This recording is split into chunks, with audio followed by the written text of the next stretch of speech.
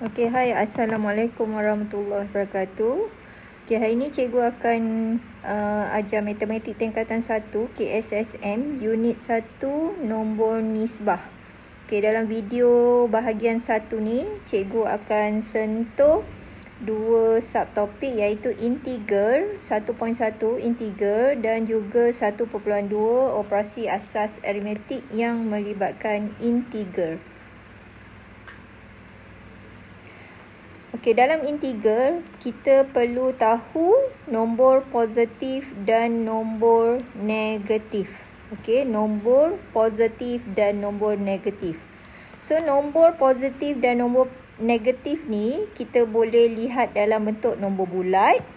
Okey, contohnya seperti negatif 35. Okey, itu adalah salah satu contoh lah nombor bulat. Ataupun positif 2700. Okey, ini adalah nombor negatif dan nombor positif bagi nombor bulat. Okey, biasanya kalau nombor positif, kita boleh pilih sama ada kita nak letak simbol positif dia ataupun tidak. So, kalau dalam nombor positif, kalau kita tak letak simbol positif pun tak apa. Tapi untuk nombor negatif, kita wajib letak simbol negatif. Okey, yang kedua, nombor positif dan negatif ni juga boleh dalam bentuk pecahan. Okey, contohnya seperti berikut, negatif 3/5. Okey, ataupun negatif 1/4/9. Positif 2/8/10. Ini adalah contoh-contoh nombor positif dan negatif dalam bentuk pecahan. Dalam bentuk perpuluhan pun boleh dinyatakan dalam positif dan negatif. Okey, contohnya positif 0.006 atau negatif 3/7. Okey, so ini adalah bentuk-bentuk contoh-contoh nombor bulat, pecahan dan perpuluhan dalam positif dan negatif.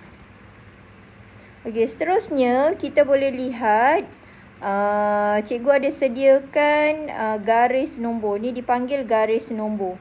Okey, di mana kedudukan nombor positif dan negatif dalam garis nombor berikut. Okey.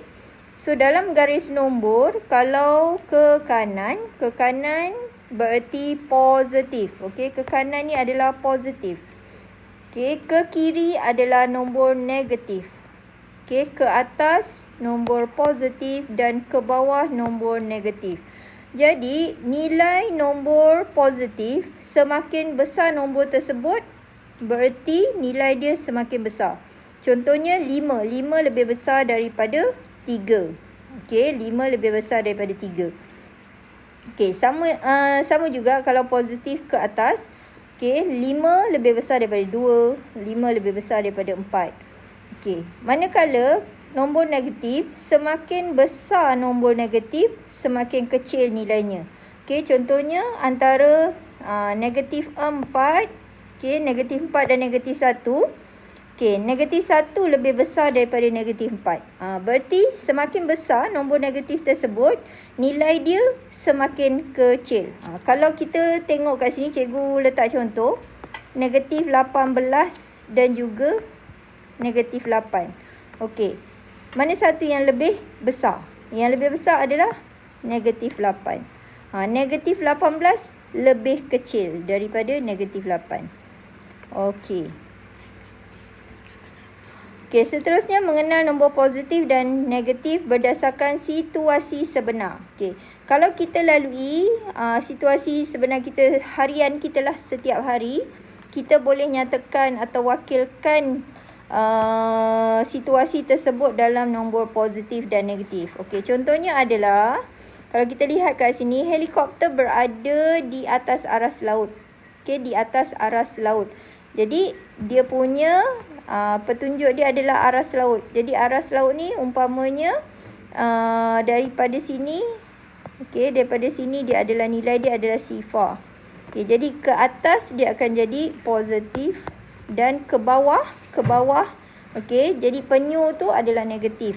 So, kalau helikopter berada 100 meter di aras laut, jadi kita boleh wakilkan dia sebagai positif 100.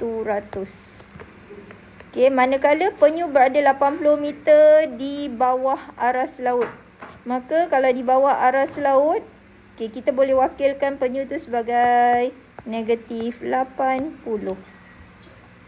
Okey, negatif 80. Okey, kita tengok pula suhu.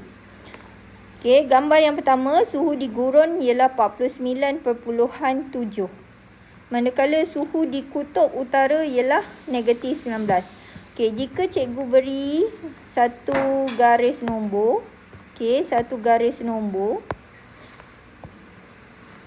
Okey, suhu di gurun ialah 49.7 darjah. Maksudnya 49.7 darjah tu boleh berada di sini. 49.7 darjah. So, dia adalah pada kedudukan positif. Okey, positif.